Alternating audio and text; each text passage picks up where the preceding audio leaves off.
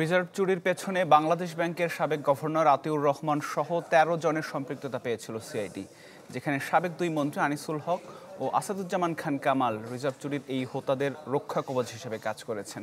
আর এমন বাস্তবতায় সিআইডির তদন্তকে এখতিয়ার বহির্ভূত দাবি করেছেন। এর দায়িত্ব নিতে চাই দুদক।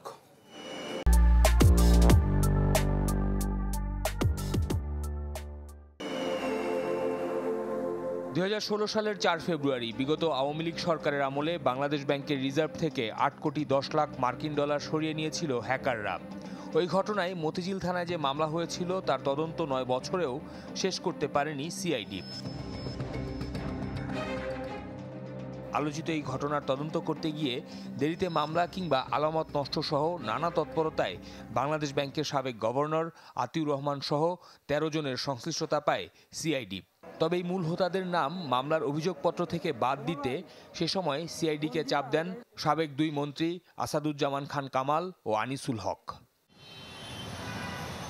এমন বাস্তবতায় দুদক বিষয়টিকে তফসিলভুক্ত অপরাধ দাবি করে তদন্তের দায়িত্ব নিতে সিআইডিকে চিঠি দিয়েছে। এখতিয়ার বহির্ভূতভাবে মামলাগুলো তদন্ত করার কারণে তদন্তের জন্য দুর্নীতি দমন কমিশনে প্রেরণ করেছে। এই প্রক্রিয়াটাও সিআইডি যে কার্যক্রমটা তাদের আইন অনুযায়ী তারা করছিলেন, সেটা অ্যাকচুয়ালি এখানে যদি বাংলাদেশ ব্যাংকের কর্মকর্তাদের সম্পৃক্ততা রয়েছে, সেই কারণে এটা যদি তদন্ত করে চার্জশিট দেনও আদালতে, তারপরেও এটা ত্রুটিপূর্ণ হতো এবং আবার এটা দেখা যেত যে ২ বছর তদন্ত শেষে আবার এটা দুদকের কাছে ফেরত আসতো।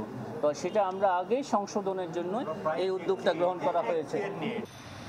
এদিকে বরখাস্ত সেনা কর্মকর্তা এমটিএমসির সাবেক মহাপরিচালক জিয়াউল আহসান ও তার স্ত্রীর বিরুদ্ধে মামলা করেছে দুদক।